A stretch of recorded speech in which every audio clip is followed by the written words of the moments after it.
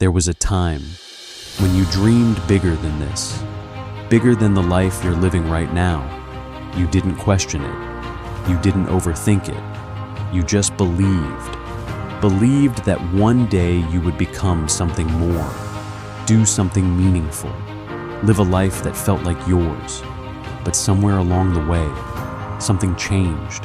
Not suddenly, not dramatically, just slowly, quietly. Life happened. Responsibilities came, bills, expectations, disappointments, and without realizing it, you started shrinking your dreams, not because you wanted to, but because it felt safer. Safer to expect less, safer to not hope too much, because hoping means risking disappointment. And the truth is, you've been disappointed before, more than once, and each time it happened, something inside you pulled back a little, until one day, you stopped dreaming big altogether, not because you don't have dreams, but because you don't trust them anymore. And what you don't realize is, that's where most people get stuck, not at failure, but at the moment they stop believing they deserve something bigger. And here's the painful truth. You didn't become more realistic. You just became more afraid.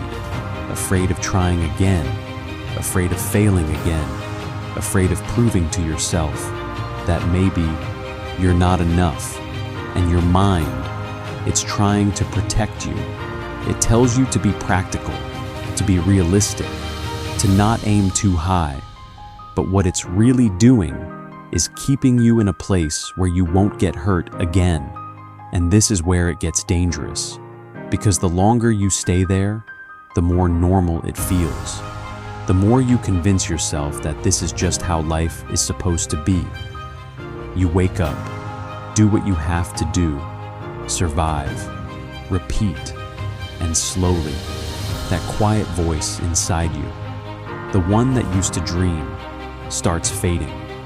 Not because it's gone, but because you stopped listening. But here's the thing, it never really leaves. It shows up in small moments. When you see someone living the life you once imagined. When you feel that strange mix of inspiration and pain.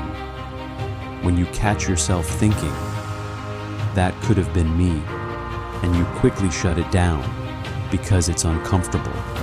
But that discomfort is not weakness. It's a signal, a reminder that there's still something inside you that wants more. And this is what most people misunderstand. Dreaming big is not about being unrealistic. It's about being honest. Honest about what you actually want. Before the world told you to be quiet. Before life told you to settle. And here's what you haven't realized yet. The problem was never your dream. The problem was the way you measured progress. You expected things to happen fast. You expected clarity. You expected certainty. But big dreams don't come with guarantees. They come with long periods of doubt, confusion, and silence. And if you're not prepared for that, you'll think you're failing, when in reality, you're just early. And that's why so many people quit. Not because they can't do it, but because they don't see results soon enough. And when they don't see results, they assume they're not capable. But capability has nothing to do with early outcomes. It has everything to do with how long you're willing to stay in the uncomfortable space where nothing seems to be happening. And this is where the shift happens. The moment you stop asking, what if I fail? And start asking, what if I'm just not there yet? Because those are two completely different stories. One ends your journey, the other keeps it alive. And think about it, every person you look up to, every life that seems out of reach, was once uncertain, unclear, invisible. They didn't have proof. They didn't have guarantees. They just had a reason. a reason to keep going, even when it didn't make sense. And that's the part nobody talks about, the part where it feels pointless, where you question everything, where you doubt yourself, not once, but every day. And if you can sit in that space, without running away, without shrinking your dreams again, something changes, not outside, but inside. Your tolerance for uncertainty grows. Your confidence becomes quieter, deeper, less dependent on results. And that's when things start shifting, slowly, almost invisibly, until one day you realize you're not the same person who was too afraid to dream. You're someone who can hold a dream without needing immediate proof. And that's power, real power, not loud, not flashy, but steady and unshakable. So, if you've been feeling like you've lost your dream, maybe you didn't lose it. Maybe you just buried it, under fear, under disappointment, under time, and maybe, just maybe, it's still there, waiting, not for you to become perfect, but for you to believe again, even just a little, not in the outcome, but in the possibility, because that's where it starts, not with certainty, but with a quiet decision to not shrink yourself anymore. And you don't have to go all in. You don't have to change everything overnight. You just have to stop telling yourself that you can't, because most of the time, that's not the truth.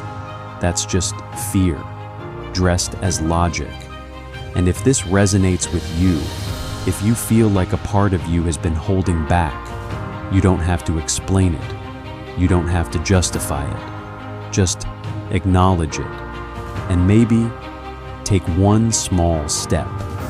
Not because you're sure, but because you're willing.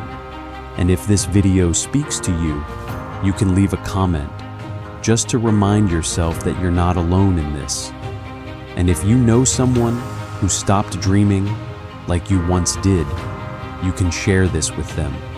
Because sometimes, all it takes is one moment, one reminder to start again, quietly, but differently. And maybe you don't need to have everything figured out right now. Maybe you just need to be honest with yourself about what you truly want, even if it feels uncomfortable, even if it feels far away. And if a part of you still wants more, don't ignore it. Just listen, quietly, without pressure. And if this message found you at the right time, you don't have to do anything big. You can simply leave a small comment, not for anyone else, but as a reminder to yourself that you're still here, still thinking, still searching. And if you feel like someone else might need this, you can pass it along. Sometimes, the smallest reminder can change the direction of someone's life, including yours.